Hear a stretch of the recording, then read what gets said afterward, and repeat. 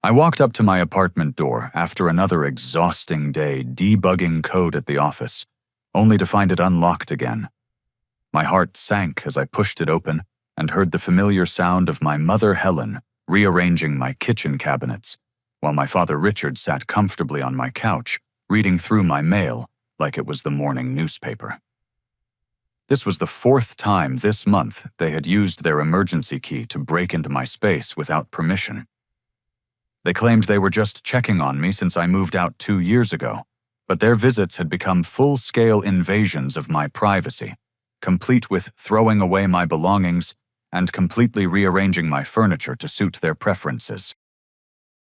I stood in my doorway watching my 62-year-old mother organize my spice rack according to some system that made sense only to her, while my father casually flipped through bank statements that had arrived in today's mail delivery. The scene felt surreal, like walking into someone else's life where basic boundaries simply didn't exist. "Mom, Dad, what are you doing here?" I asked, trying to keep my voice calm despite the anger building in my chest. Helen turned around with that bright smile she always wore when caught doing something inappropriate. "Oh, Tommy, perfect timing. I was just fixing your kitchen organization. You had paprika next to vanilla extract, which makes absolutely no sense from a cooking perspective." Richard looked up from my credit card statement with a disapproving frown. "Son, you're spending way too much money on takeout. $43 at that Thai place last week. Your mother could make the same meal for $8. I took a deep breath, remembering the conversation we'd had just 2 weeks earlier about respecting my privacy. "We talked about this. You can't just come into my apartment whenever you feel like it. I'm 28 years old. A mother never stops worrying," Helen replied, dismissing my concerns with a wave of her hand. "Besides, this place was a complete disaster when we arrived. Dishes in the sink, laundry on the bedroom floor, and don't get me started on the state of your bathroom." The truth was, my apartment had been perfectly normal when I left for work that morning. A coffee mug in the sink and yesterday's jeans on the floor didn't constitute a disaster, but trying to explain normal adult living habits to my parents had become an impossible task. This intrusion wasn't an isolated incident. 6 months ago, it started with small, helpful visits that gradually transformed into something much more invasive. Helen would stop by to water plants I didn't ask her to care for, then stay to reorganize my bookshelf because my system was clearly inferior to hers. Richard would arrive to fix squeaky hinges I hadn't complained about, then spend an hour critiquing my financial choices while going through papers on my desk. My girlfriend Sarah had stopped coming over because she felt uncomfortable knowing my parents might walk in at any moment. Last month, she had been getting dressed after a shower when Helen used her key to enter unannounced, leading to an awkward encounter that left Sarah feeling violated and questioning whether our relationship had any privacy at all. The examples of their overreach had become countless and increasingly bizarre.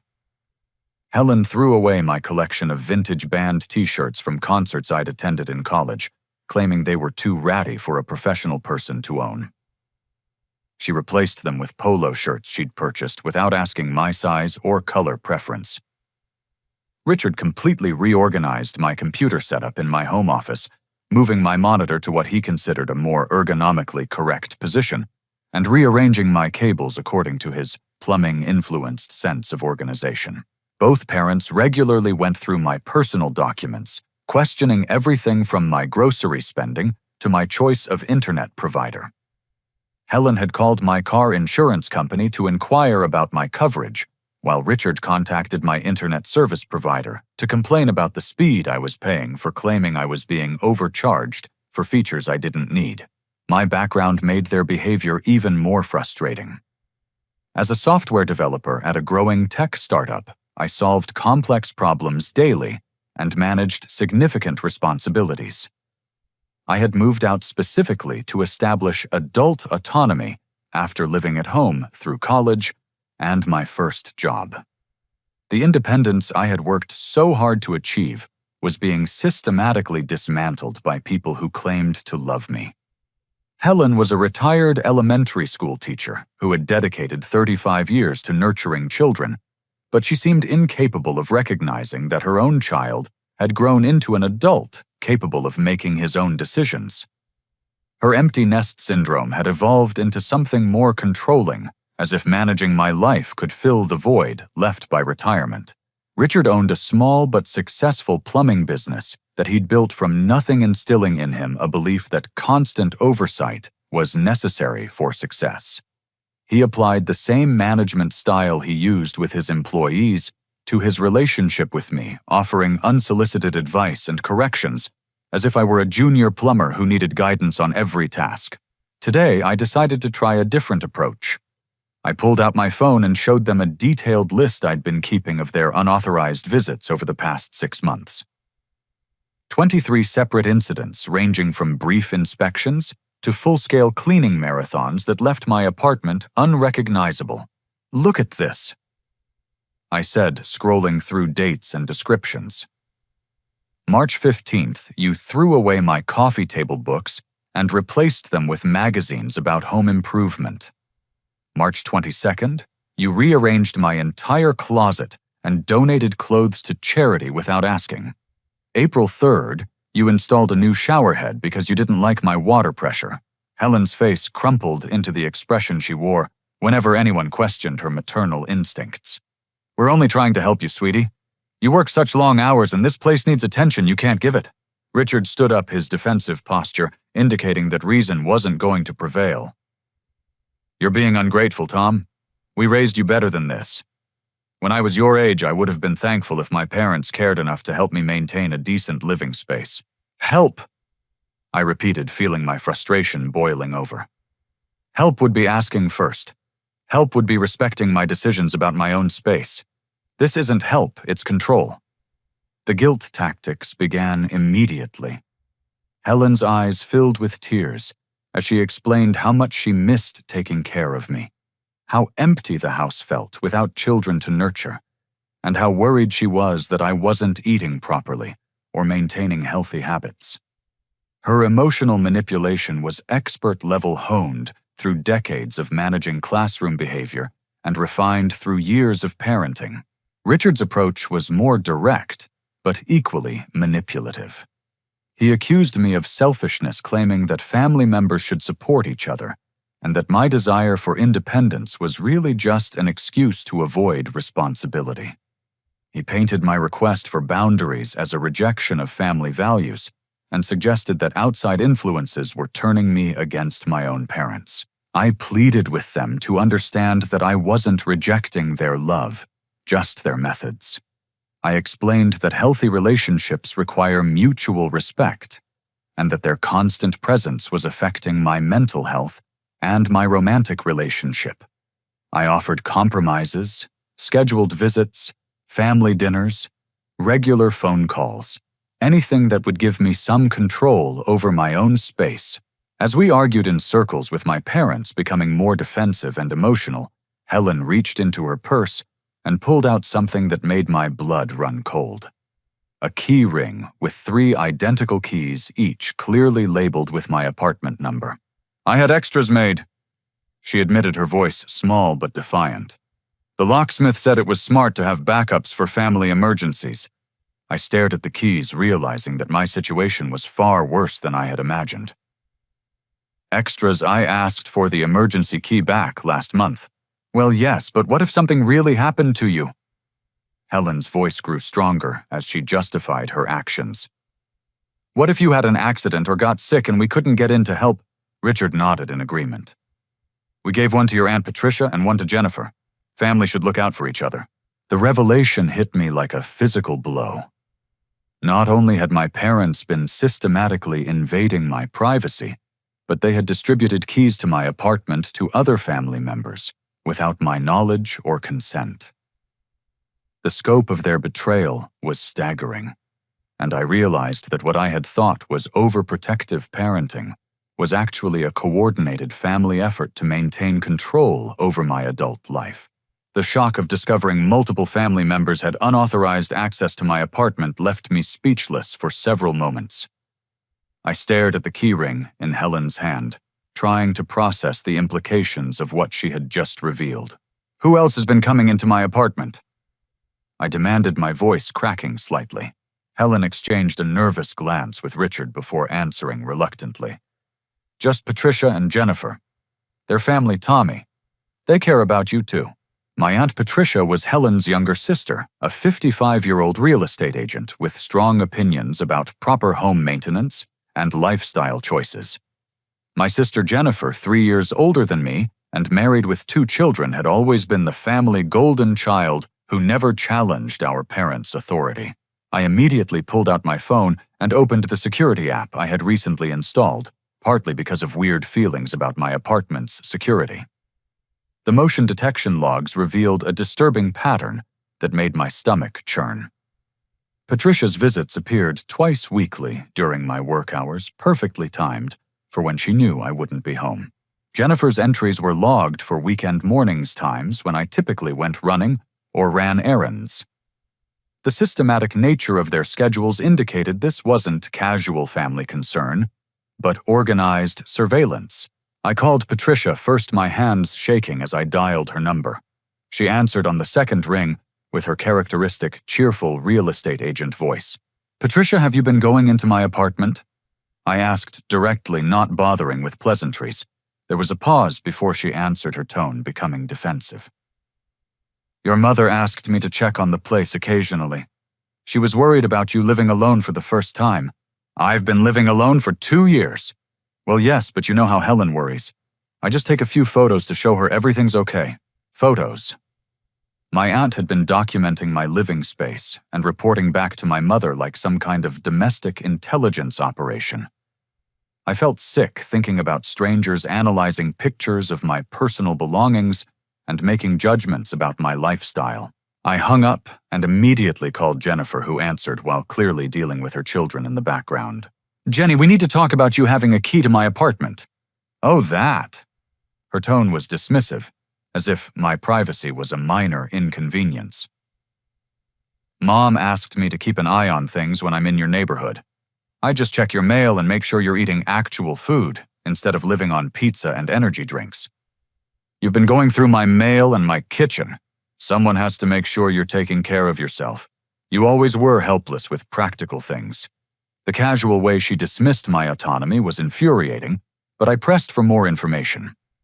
Through questioning both women, I discovered the existence of a group chat called Tom Watch, where my extended family shared updates about my apartment condition, dating life, and daily habits. Patricia admitted she regularly photographed the contents of my refrigerator and medicine cabinet, then shared these images with Helen, along with commentary about my food choices and health habits. She had taken inventory of my cleaning supplies, personal care products, and even counted the books on my shelves to assess whether I was maintaining intellectual growth. Jennifer confessed to monitoring my mail for anything she deemed concerning, including credit card statements, medical correspondence, and subscription renewals. She had been intercepting packages when she thought the contents might be inappropriate or wasteful, then reporting these purchases to Helen for family discussions about my spending habits. The group chat included not just my immediate family, but also my cousin Derek, my uncle Paul, and even my maternal grandmother. They treated me like an incompetent child who needed constant supervision, sharing photos, observations, and concerns as if I were a troubled teenager rather than an adult with a successful career and independent life. When I confronted my family members individually, each one defended their actions as necessary and loving. Derek claimed he had been keeping an eye on my social media accounts to make sure I wasn't posting anything that might hurt my professional reputation. Uncle Paul admitted he had driven by my apartment building several times to check on the neighborhood's safety, and had even spoken to my neighbors about my habits and schedule. My grandmother, the most shocking participant, revealed that she had been receiving weekly reports about my well-being and had been encouraging the family's involvement because she worried I was becoming too isolated from family values. Sarah confirmed that she had noticed unfamiliar older adults in my building and had even seen people using keys to enter, which explained her growing discomfort with spending time at my place. She admitted that the constant possibility of family intrusion had made her feel like our relationship was being monitored, and judged by people who barely knew her. My friends had also noticed the surveillance, though they hadn't understood what they were seeing. My college roommate Jake mentioned seeing older adults entering my building and assuming I still lived with family. My coworker Lisa said she had seen a woman photographing the building directory, which now made sense in the context of Patricia's reconnaissance missions. The realization that my entire extended family viewed me as incompetent and in need of management was devastating. I began questioning my decision-making abilities, wondering if their constant criticism and oversight had been justified. The psychological impact of having my independence constantly undermined was affecting my confidence in ways I was just beginning to understand. I noticed how the surveillance had changed my behavior in my own home. I found myself cleaning obsessively before leaving for work, hiding personal items that might be judged, and feeling anxious about normal adult choices, like what to eat or how to organize my space. The constant knowledge that family members might be observing and reporting on my life had made me a prisoner in my own apartment. During my investigation into the family network, I made an appointment to speak with Jennifer face-to-face, hoping to understand how my sister had justified such extreme violations of my privacy. We met at a coffee shop near her house, where she brought her laptop to show me something that would change everything. "Look, Tom, we're not trying to control you," she said, opening her computer. "We're just documenting that you're okay." What I saw on her screen made my blood run cold.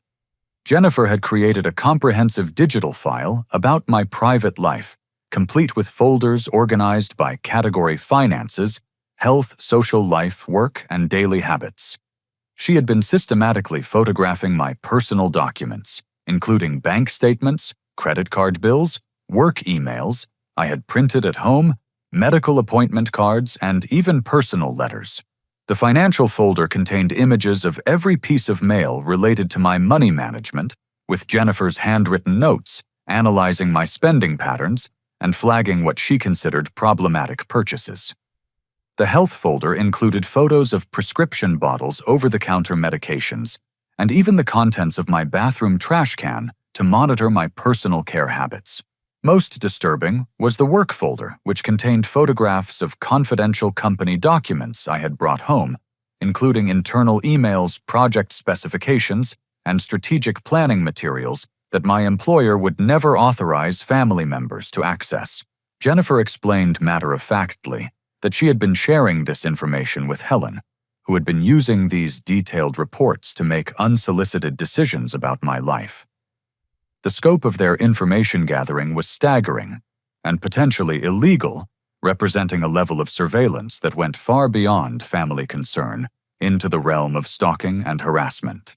The discovery of Jennifer's surveillance files prompted me to investigate how far my family's interference had extended beyond my apartment. I started with my workplace calling our HR department to ask if they had received any unusual communications about me. Marcus Rodriguez, my manager at the software development company, awkwardly admitted during a private conversation that Helen had contacted him 3 times in the past month. She had expressed concern about what she called my rebellious phase and requested that they monitor my work performance for signs of instability. "I didn't know how to handle it," Marcus explained, clearly uncomfortable with the situation. "She seemed genuinely worried about your mental health, but the calls felt inappropriate. We've been wondering about your family situation and whether it might affect your work." The embarrassment was overwhelming. My professional reputation, which I had carefully built over 3 years with the company, was being undermined by my mother's interference. Marcus revealed that the management team had discussed my family situation during several meetings, questioning whether the instability might impact my ability to handle increased responsibilities. I decided to contact other institutions that might have received similar calls. My doctor's office confirmed that Helen had contacted them twice, claiming to be worried about my mental health because I was isolating myself from family and making irrational decisions about independence. The medical receptionist had been confused by the calls because my file showed no history of mental health concerns, and all my interactions had been completely normal. My bank's customer service department had a record of Helen calling to inquire about what she described as unusual spending patterns on independence-related purchases. She had questioned why I was spending money on things like premium cable services, restaurant meals, and entertainment subscriptions, suggesting these expenses indicated poor judgment and possible mental health issues. Most shockingly, Helen had contacted my apartment management company multiple times to express concerns about my lifestyle. She had complained about what she called concerning visitors, specifically referencing Sarah, and had requested that building management monitor my apartment for signs of inappropriate behavior or safety issues. The apartment manager, David Chen, called me after I inquired about these communications. "Your mother seemed very worried about you," he said diplomatically. "She asked us to keep an eye on your apartment for signs of distress or dangerous behavior. We didn't act on her requests because they seemed unusual, but we documented the calls in your file. The impact on my relationship with Sarah was even more devastating than the professional consequences. When I finally convinced her to explain her recent distance, she revealed an encounter that made my family's behavior even more disturbing. 3 weeks earlier, Helen had approached Sarah at the coffee shop near my office building, somehow knowing her work schedule and daily routine. Helen had cornered her during her lunch break and engaged in what Sarah described as an interrogation disguised as a friendly conversation. She asked me about our relationship, how long we'd been dating, whether we were sexually active, and if I had noticed any concerning changes in your behavior. Sarah explained, her voice shaking with anger and embarrassment. She told me you had always been irresponsible with money and relationships, and that family members were worried about your judgment. Helen had warned Sarah that I had a history of making impulsive decisions that hurt people close to me, citing examples from high school and college that were either exaggerated or completely fabricated. She had suggested that Sarah might want to reconsider our relationship before she became too emotionally invested in someone with such obvious instability issues. The manipulation was sophisticated and cruel. Helen had used selective information and outright lies to undermine my relationship, presenting herself as a concerned mother, trying to protect a naive young woman from her son's irresponsible behavior. Sarah admitted that the conversation had planted seeds of doubt that had been growing for weeks. Back at work, the professional damage was becoming clearer. Marcus explained that Helen's calls had made the management team question my reliability and family stability. They had been hesitant to offer me the promotion I had been working toward because they were concerned that family drama might affect my work performance and the team's productivity. "We weren't sure if you were dealing with mental health issues or family problems," Marcus said. "The promotion involves managing a small team, and we need someone who can maintain professional boundaries and handle stress effectively." I realized that my family's interference was systematically destroying the adult life I had worked so hard to build. My career advancement was stalled, my relationship was strained, and my reputation was damaged by people who claimed to love me, but were actively sabotaging my success. I consulted with a lawyer to understand my legal options, learning that my parents' actions could constitute harassment, invasion of privacy, and possibly identity theft due to their unauthorized access to my mail and personal documents. The attorney explained that I had grounds for a restraining order, but pursuing legal action would likely destroy family relationships permanently. The emotional toll was becoming unbearable. I found myself questioning every decision, wondering if my family was right about my inability to manage adult responsibilities. Their constant criticism and interference had created a mental state where I doubted my own judgment and felt anxious about normal life choices. Sleep became difficult as I worried about what my family might be planning next. I started having panic attacks when I came home to find my apartment had been rearranged, or when I discovered evidence of their visits. The stress was affecting my work performance, creating a self-fulfilling prophecy that seemed to validate their concerns about my competence. The breaking point came on a Thursday afternoon, when I received a call that made me realize my parents were escalating their control tactics to a dangerous new level. My apartment complex security guard, Mike Thompson, called to inform me that my parents were in the building manager's office with a locksmith. "They're saying you gave them permission to change your locks for better security." Mike explained, his voice uncertain. "They have some kind of paperwork, but it seemed weird to me. Usually, tenants handle their own lock changes." I felt my heart racing as I realized what was happening. Helen and Richard had moved beyond surveillance and interference into an attempted takeover of my housing situation. They were trying to establish complete physical control over my living space, essentially making me a prisoner in my own home. "Don't let them do anything," I told Mike urgently. "I never gave permission for any lock changes. I'm coming home right now." As I rushed out of the office, ignoring my co-workers' concerned questions, I realized that my parents had been planning something much more dramatic than I had imagined. Their goal wasn't just to monitor and influence my life.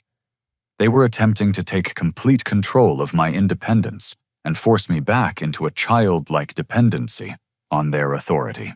I arrived at my apartment building to find a scene that felt like something from a psychological thriller. Helen and Richard were in the building manager's office with David Chen, a professional locksmith, and a stack of official-looking documents spread across the desk.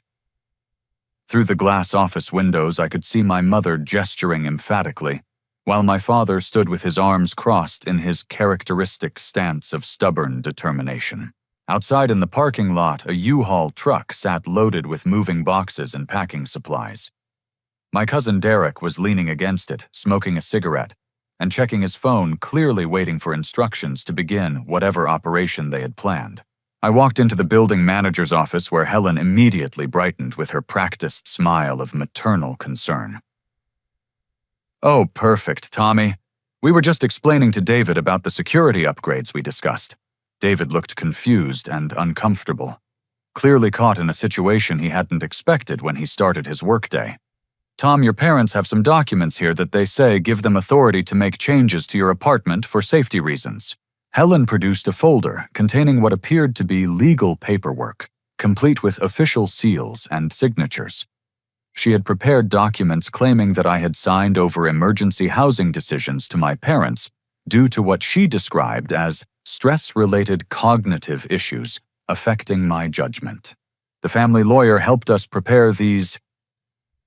Richard explained, his tone suggesting this was a reasonable and necessary intervention. "You've been showing signs of mental instability, and we can't stand by while you make decisions that could hurt you or others." I examined the documents, immediately recognizing that the signatures were forged. Helen had somehow obtained copies of my signature from bank documents or other sources, and had recreated them on legal forms that appeared to give her temporary guardianship over my housing decisions. The locksmith, an older man named Frank, who had clearly done this type of work before, seemed skeptical about the unusual situation. "Usually the tenant has to be present for lock changes," he said diplomatically. "This is kind of an unusual arrangement." Richard's response was aggressive and manipulative. "Our son is experiencing some mental health challenges that affect his decision-making ability. These documents give us the legal authority to act in his best interest when he can't make appropriate choices for himself."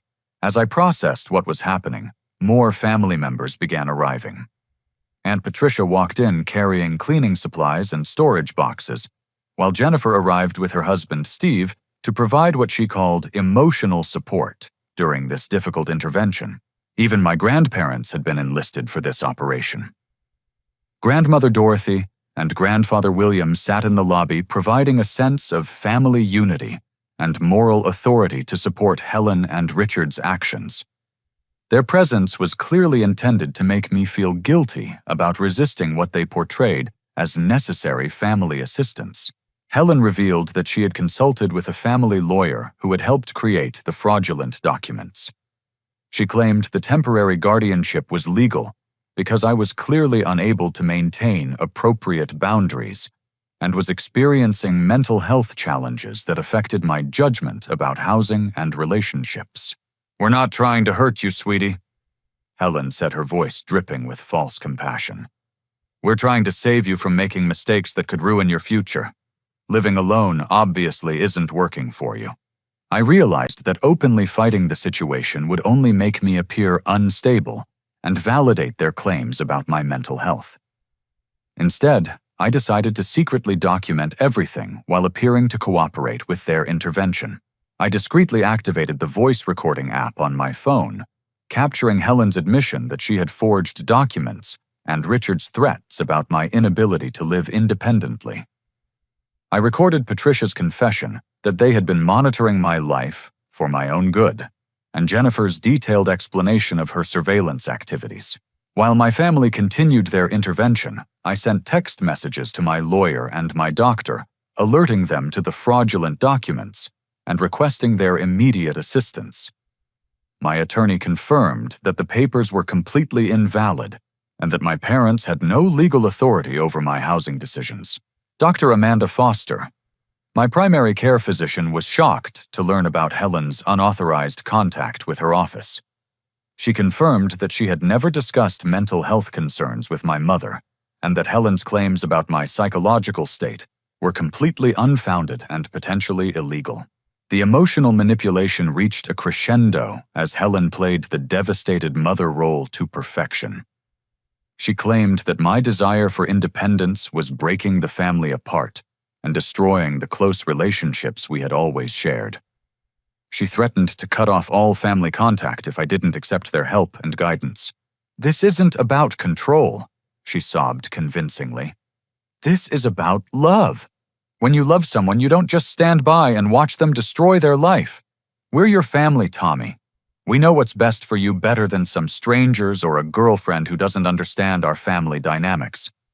Richard became increasingly aggressive as I questioned their authority, claiming that I was being brainwashed by outsiders who didn't understand family loyalty and responsibility.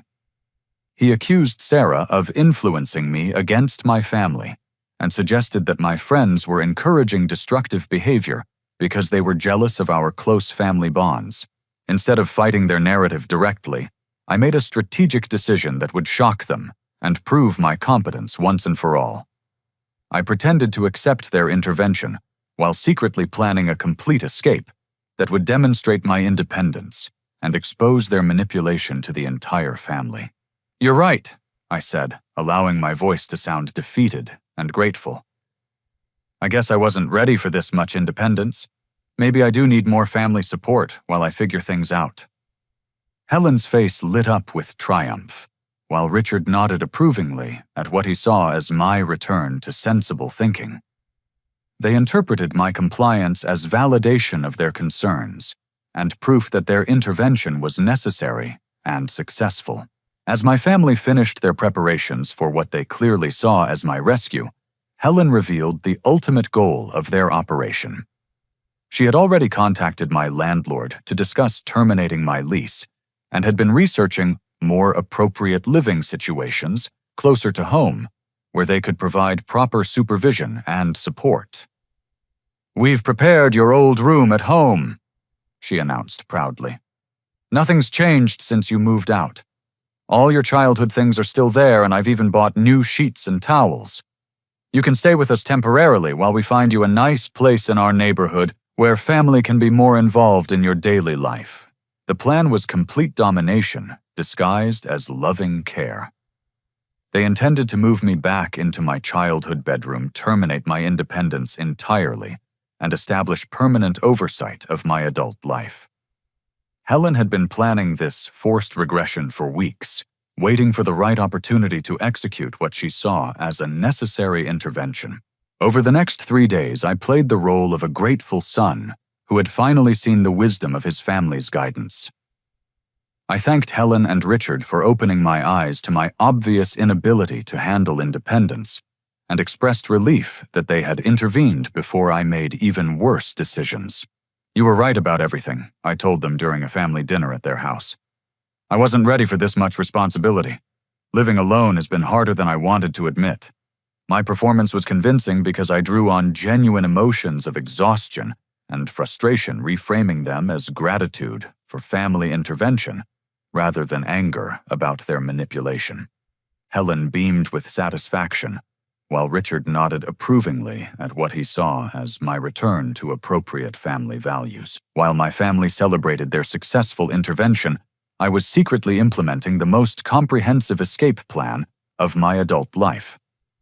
Using my work computer and my friend Jake's address for all communications, I arranged a new apartment across town in a secure building with controlled access and professional management. The new place represented everything my parents disapproved of: a modern downtown loft with contemporary design premium amenities and an explicit focus on independent living. The building featured a 24-hour doorman security cameras and strict visitor policies that would make unauthorized access impossible. I opened a new bank account at a different financial institution using my work address for all correspondence. I transferred my savings to the new account and set up automatic payments for all my bills, ensuring complete financial separation from any accounts my parents might have information about.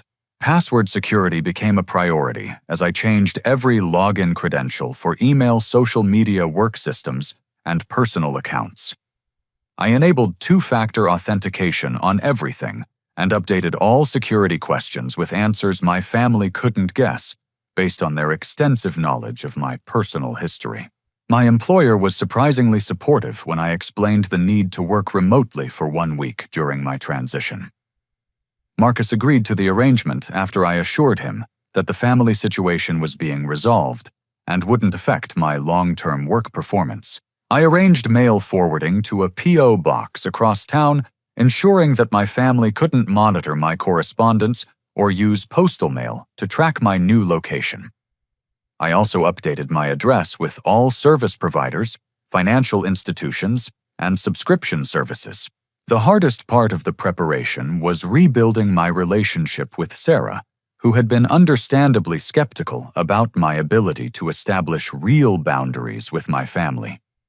I explained my escape strategy in detail, asking for her support while acknowledging that her trust needed to be earned through actions rather than promises. "I know this sounds crazy," I told her during a long conversation at her apartment.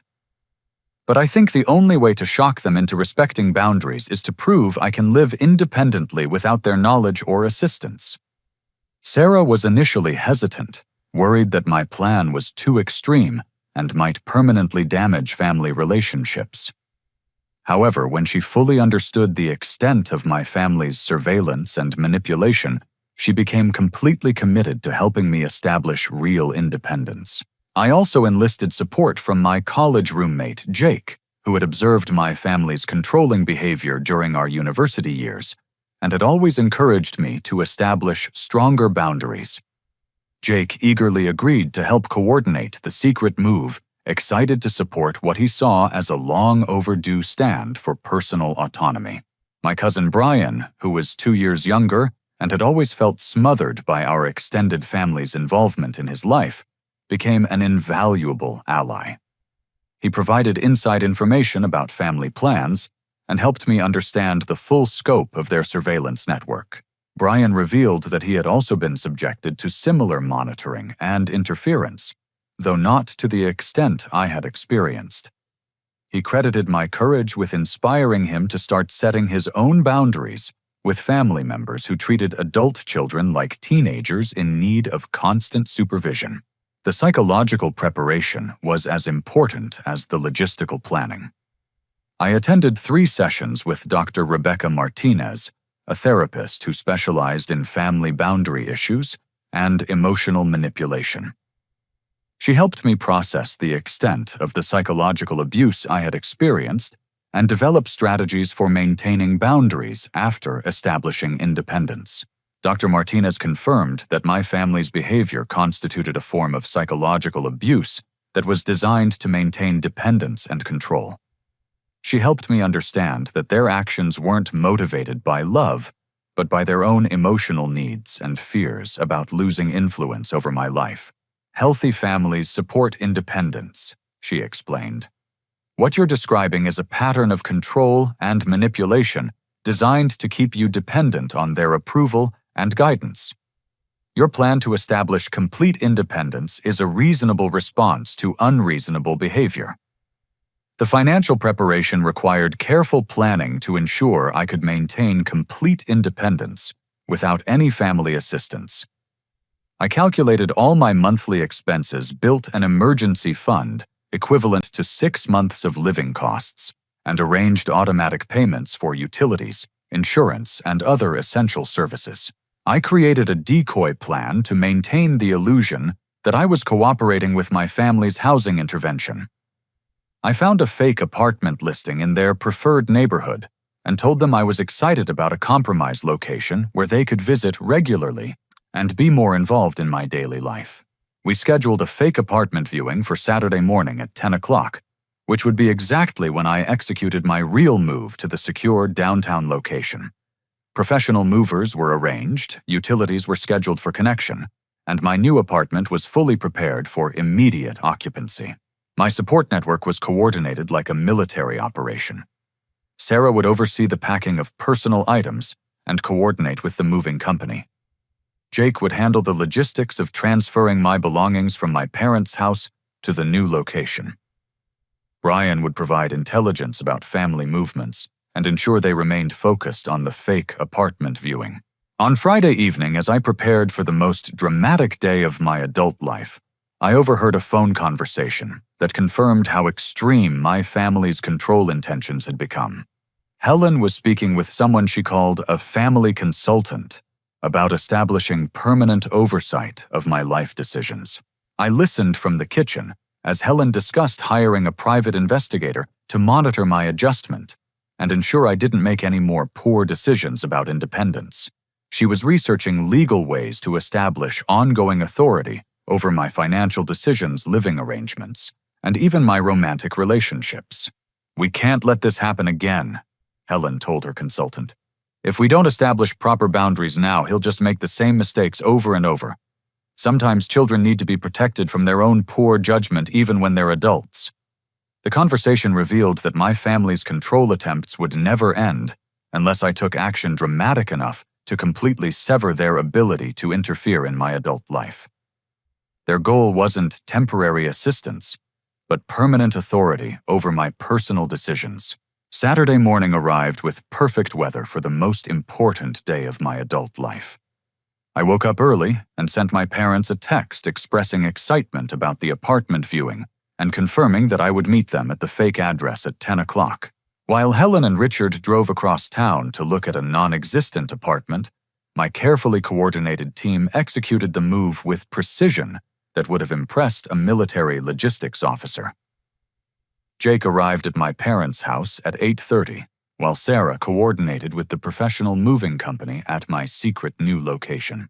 The moving crew, led by an experienced foreman named Carlos, had been briefed on the unusual situation and worked with remarkable efficiency. They understood that time was critical and that discretion was essential for the operation's success. By 9:15, all my belongings were loaded and en route to my new downtown loft.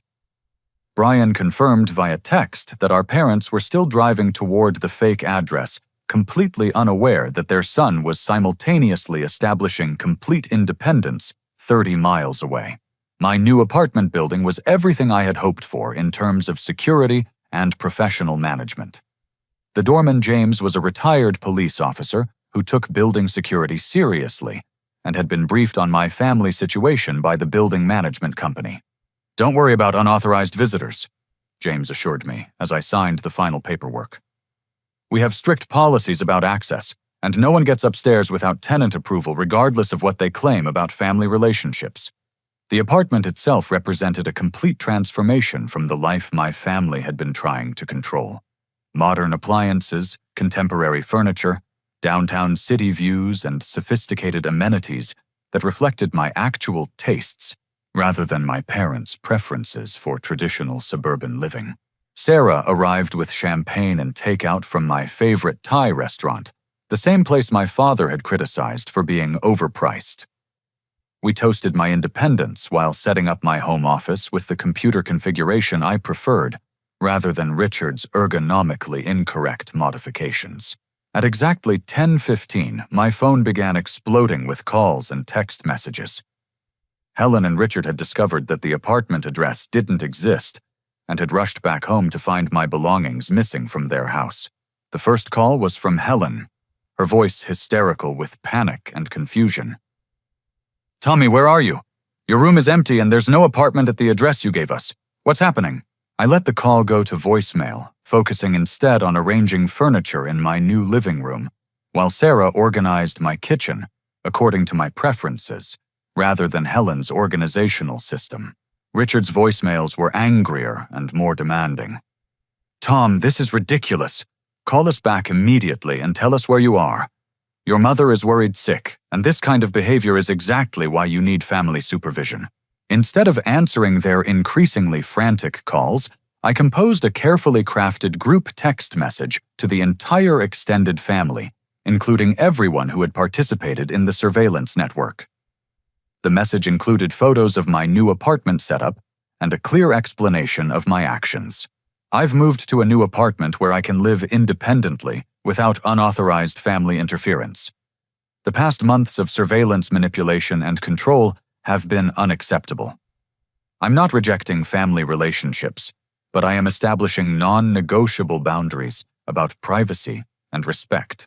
I attached documentation of their harassment activities, photos of the forged legal documents, screenshots from the Tom Watch group chat that Brian had provided, and copies of my security camera footage showing unauthorized apartment entries.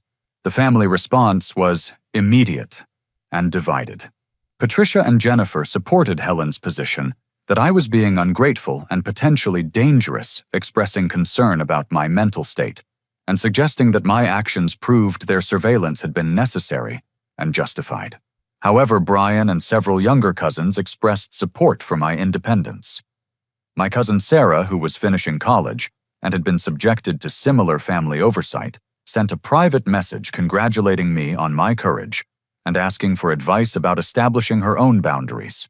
Most surprisingly, my grandparents called within an hour to express shock about the surveillance activities. Grandmother Dorothy admitted she had been receiving reports about my well-being, but had never understood the extent of the monitoring and manipulation. "I thought your mother was just keeping in touch with your life," Grandmother said during our phone conversation. "I had no idea about the keys and the photographing and all that business. That doesn't sound like normal family concern to me." My employer's response was equally validating. Marcus called Saturday afternoon to congratulate me on resolving the family situation and to officially offer me the promotion that had been delayed due to concerns about family interference affecting my work performance. "I'm impressed by how you handled a difficult situation," Marcus said. "The leadership team has been discussing your problem-solving skills and your ability to manage complex challenges. We'd like to offer you the senior developer position with a 15% salary increase." Sarah's reaction was the most important validation of my decision. She admitted that she had been close to ending our relationship because of my family's constant interference and manipulation, but seeing my courage in establishing boundaries had convinced her that we could build a real future together. "I'm proud of you," she said, while we arranged books on my new shelves. "I was starting to wonder if you would ever be able to stand up to them. This shows me that you're serious about being an independent adult who can make his own decisions about our relationship." The legal protection I had arranged was also falling into place. My attorney had filed formal cease and desist orders against all family members who had participated in the surveillance activities, establishing legal boundaries around harassment, unauthorized contact with my employers or medical providers, and trespassing on my property.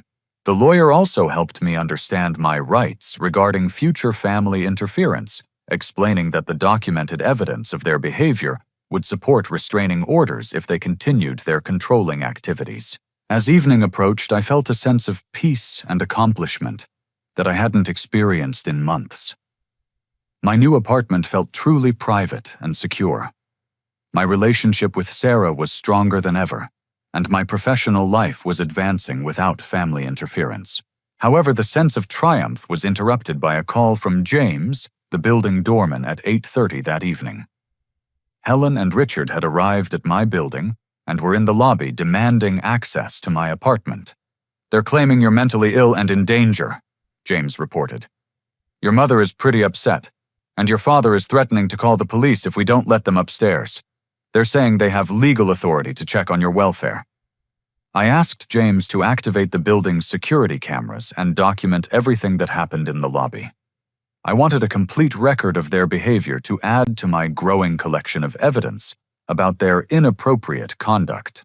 When James denied their access due to building policies about unauthorized visitors, Helen created a scene that perfectly demonstrated why I had needed to establish such dramatic boundaries.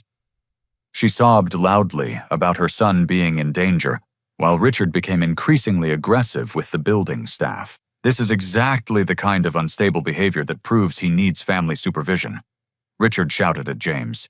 "You're putting a mentally ill person at risk by not letting his family help him."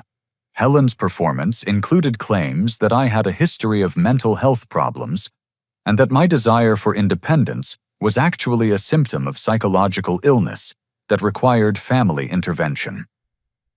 She demanded that building management call emergency services to perform a welfare check on their disturbed son.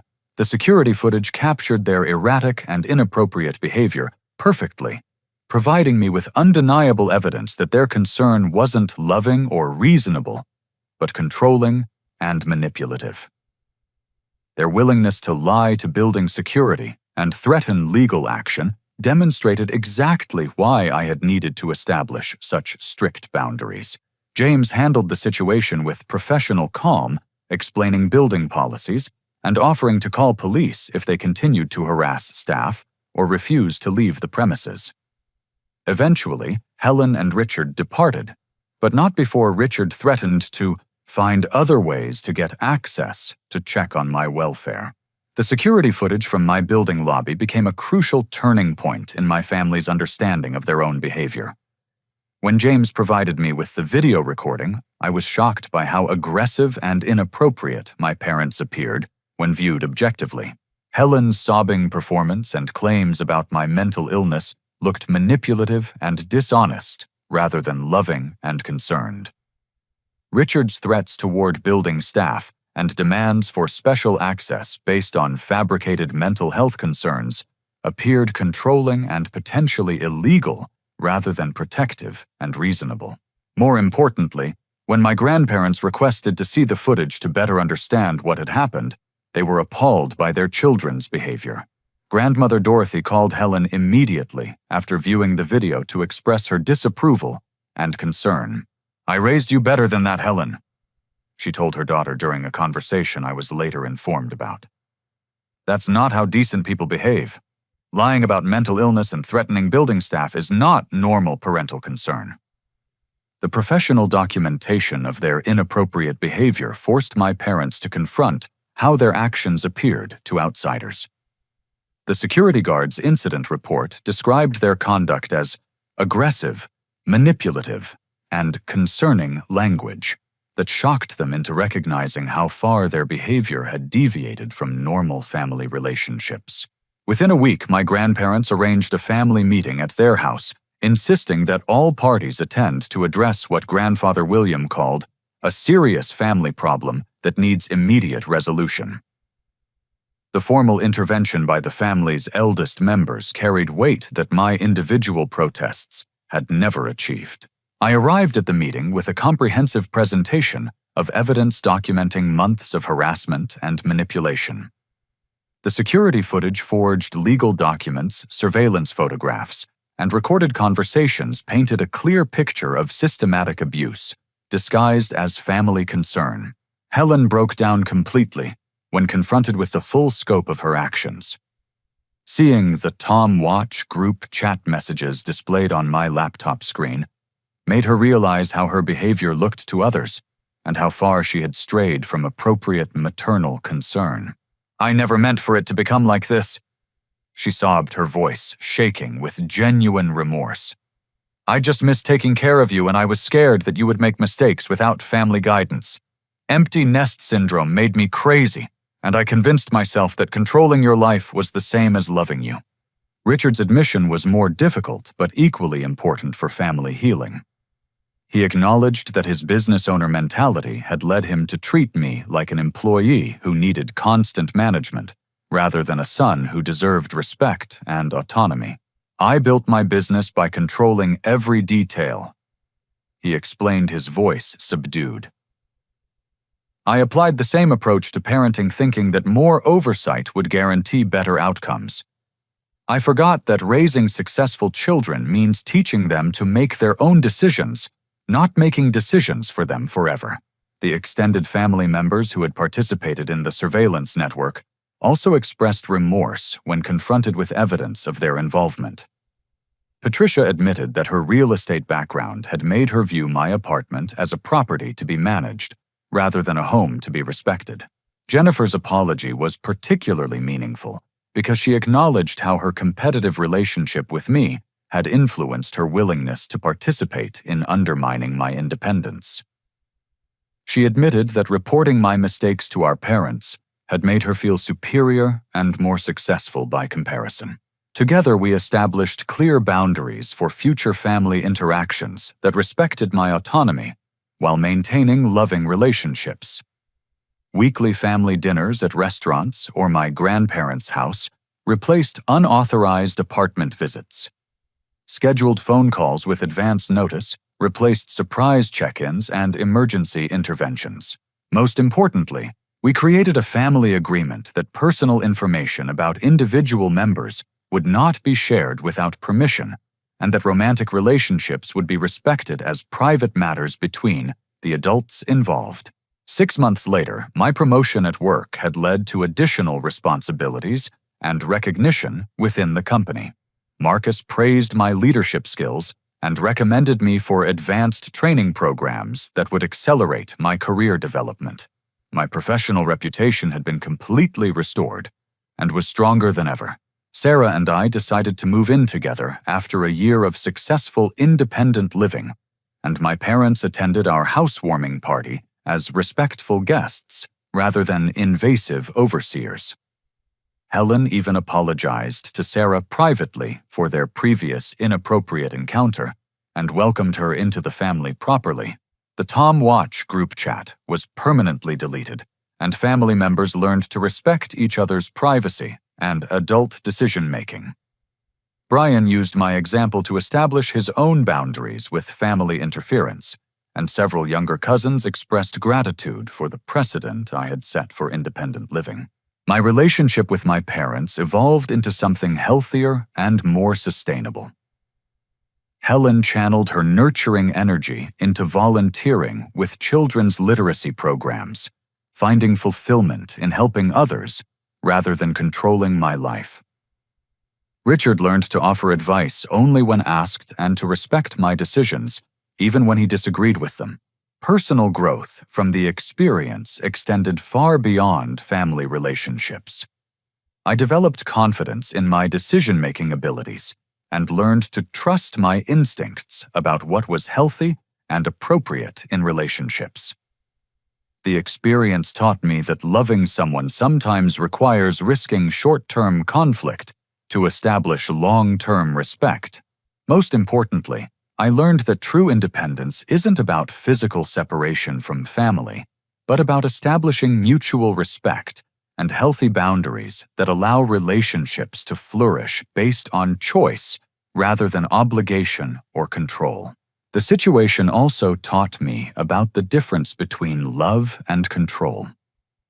People who truly love you want you to succeed and become the best version of yourself, even if that means making choices they wouldn't make. Control disguised as love actually prevents growth and damages the very relationships it claims to protect. I realized that enabling unhealthy behavior isn't actually helpful to anyone involved. By refusing to accept my family's controlling behavior, I forced them to confront their own issues and develop healthier ways of expressing love and concern. Sometimes protecting your autonomy is an act of love toward both yourself and the people who care about you. The experience fundamentally changed my understanding of healthy relationships. The most meaningful connections in life are those where people choose to be together based on mutual respect and genuine affection, rather than feeling trapped by obligation or manipulation. Today, I live in genuine contentment in my secure apartment, thriving in my career, enjoying a strong relationship with Sarah, and maintaining loving but respectful connections with my family. The courage required to establish boundaries created space for real love to flourish, proving that sometimes you have to risk losing someone temporarily to save the relationship permanently. The deepest lesson from this experience is that independence and family love aren't opposing forces, but complementary aspects of healthy adult relationships. When family members respect each other's autonomy and decision-making abilities, they create an environment where love can be expressed freely rather than demanded through control and manipulation. Have you ever had to set difficult boundaries with family members who meant well but crossed important lines? How did you balance maintaining relationships while protecting your independence? Share your experiences in the comments below. And don't forget to like this video if it resonated with your own struggles for adult autonomy. Subscribe for more stories about overcoming family challenges and building healthier relationships, and share this with anyone who might be dealing with similar boundary issues. Remember that protecting your independence isn't selfish, but necessary for building the kind of relationships that truly support your growth and happiness.